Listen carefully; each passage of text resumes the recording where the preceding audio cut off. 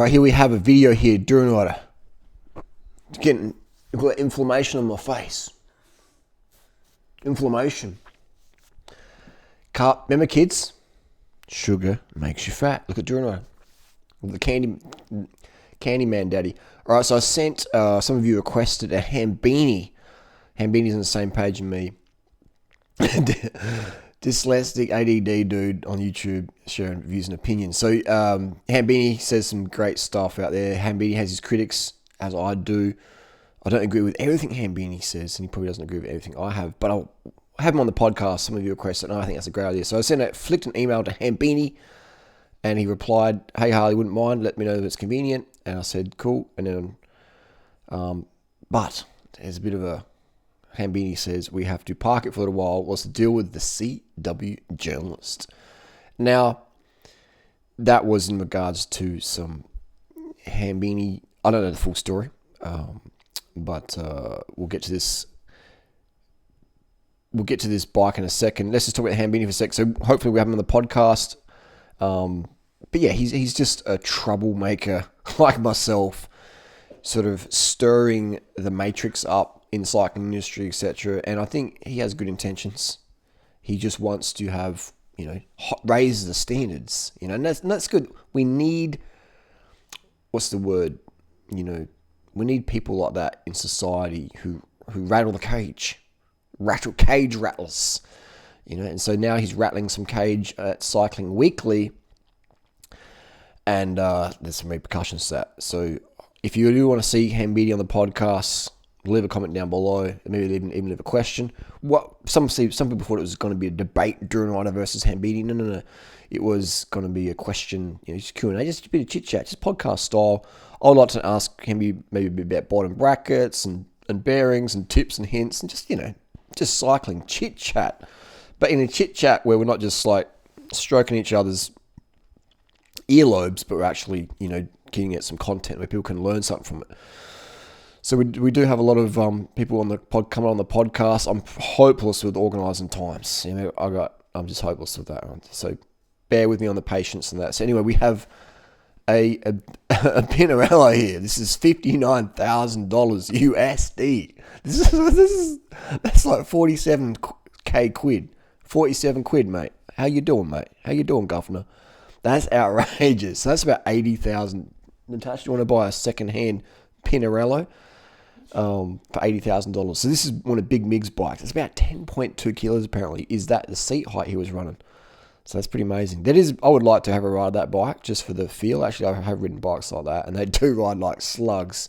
But they're steel, and they're real, and they're sentimental. But give me one of my own Chinese carbon pragma glycogen frames any day of the week. But yeah, it just goes to show. I wonder if that was the actual seat height that Indurain rode. There's not much slamming going there, is there? It's pretty interesting. It's very interesting. I would like to know if it's the original dimensions. Very, very interesting. We know Pantani and Lance Armstrong didn't really have slam setups. Very, very interesting. So that just caught my eye. I saw that on cyclingnews.com. I got asked from, I think it was Dave from the vegan activists in Manchester, Scotland, Edinburgh, street activists. He asked me about the gears. And that is, my favorite oval rings would be absolute black. And now, I'm not saying go out and buy a set. Use your current rings if you got. But if you're in the market for new chain rings, or maybe you just bought a new bike and you're like, I want to put some 3640 on there. So this is what I do recommend. These are the, let's see if we can get straight to the chops. So let's go to the shop. I've been using these rings for the last 3 years, and I am a big fan. They're not an essential item you have to have because they're oval, but I definitely feel a little bit smoother. If it's placebo or not, it just feels nicer. Now, this is almost a have to have, the 4630. I love the 4630. If you're a climber like myself, you love going up steep ramps, you love having good cadence because you watch a lot of Chris Froome and Dr. Ferrari and Lance Armstrong cadence technology data, then spin to win, Brad Wiggins style, then this stuff's to go. And so these are the 4630, and you can get that one as well. So they're definitely not super cheap, but this could be a game changer. Maybe you're a triathlete as well. You're doing a hilly course on how many triathlons have you seen on a hilly course? Maybe in Phuket or something like that, where people are grinding up the hills, and it's just like, put some proper gearing on there. So 46-30 is my favorite all-round ratio. It's good for gravel, something like Dirty Kansas, fantastic for that. So I'll sell a lot of my gravel bikes. People ask me what spec. I'm like, yeah, 46-30 is a good one. Depends what sort of input of 40 on the back. So I'll definitely rate the compatibility is with the Shimano 11-speed. Okay, Shimano 11-speed cranks should be fine. And even the 4700 cranks. It requires modification, contact us. What I like about Absolute Black is that they are, I found them, from what I've heard as well, very, very approachable. And they're just, I love the rings. I love how clean they become. So these rings, you clean them so easily. Please, people, use wax on your chains. Google up some of their wax. We've got some more podcast information about wax chains coming soon as well. But in the meantime, I use Squirt Lube. Squirt Lube, I definitely rate it. All right, so that's the chaining. That's the gear ratios I recommend. 46-30. I'd happily race A-grade crit on the 46-30, and it just works good. I've never been dropped on the flat because of my 46-11. Never, ever, ever. All right, so spin to win. I'm 42. I like having good knees, and I like dropping people half my age who train more than me because they don't have the gear ratios. I guess that's a bit cheating though, isn't it? Anyway, here we have another one as well. Fast Sports. I've been riding their wheels last 1,000 miles, and I definitely rate them. Some people say Harley. I almost had road disc. Let's pretend that didn't exist. We have a what am I riding? I'm riding something. I don't know what it is exactly. Maybe it's an extra light hub, or I'm not sure which it is, but it's the rim. It's like a 50 mil. And it's got this braking surface that works really good. So this company, Fast Sports, is an OEM manufacturing company. Let's air it out.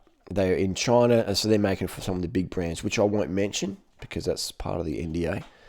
But these people make wheels for a lot of big brands out there. And in my observation, my estimation, in the next 5 years, carbon wheel manufacturing will be 100% coming out of China. That's my estimation. I'd say it's probably about 99% right now. But actually, let's go with 98%. It is, it's crazy. And so if you're not up to speed with that, then it's going to be a game over. So that's the deal there. They make good stuff. Fast Sports make wheels for a lot of other brands, which shall remain nameless. So if you're looking for carbon wheels, they're another one on the list. My websites, my internet's clicking around. Anyway, you got different hub options. DT180 is my favorite hub. Chris King, I don't like the Chris King hubs. Sorry, I just don't like them. I don't find them very durable. Novatech hub, Novatech do rate. Let's have a look here. 25. So you got different width rims as well. A wider rim just feels nicer for me. It just absorbs more shock. It's a bit heavier. It feels more solid. It's probably not as good for like full-on aggressive hill climb racing, but it does feel nice. I think this is what I've got. Some of these, the ATX rims. What's this? Is this the one? Wow. Bit unorganized here, so bear with me. But it's got the ATX or what was it? It's got. If you want to say the wheels, it's got the what is it? Kaze series. Maybe it's the Kaze series. Kaze. Let's have a look. See here. Rim finish. Let's have a look. Okay, this is the one. Here it is here. So yeah, it is that ATA brake. Right. So if you want, most carbon wheels out there, the braking surface is pretty average. If you've got light speed, lightweights, they're very, very average. But some of them, the new ones are getting better. The new Chinese rim. So this is the ATA brake surface, and it's got those little grooves cut in it, a bit like the Zip. But yeah, it works really, really good. And so for under $1,000, you're getting DT Swiss 240s, which are one of the best hubs in the market ever. Far, far better than Chris King hubs. Chris King hubs, I mean, they can be great, but I don't like them. I don't like them. Some people like them. I don't like them. But yeah, there's some people, it depends. I'm very, very fussy. I'm very, very fussy with how my hubs should feel. And that's just me. Okay. So if you like your Chris King hubs and they're working for you, fantastic. I'm very, very, very, very fussy. And I like DT Swiss feel of the hubs. Spinachy as well, make a good wheel. But there you go. That's the braking surface there. I'm a big fan of these. You don't need carbon wheels. I'm just saying, if you want to get carbon wheels, why pay more? Why pay more? Pay more if you want, but that's about it. Anyway, that's the deal there. We've got the absolute black rings. We've got the Wheels Far Sports. We've got the Miguel Indurain $60,000 Pinarello. And the Hambini podcast is on hold for the time being. That is the wrap up for today.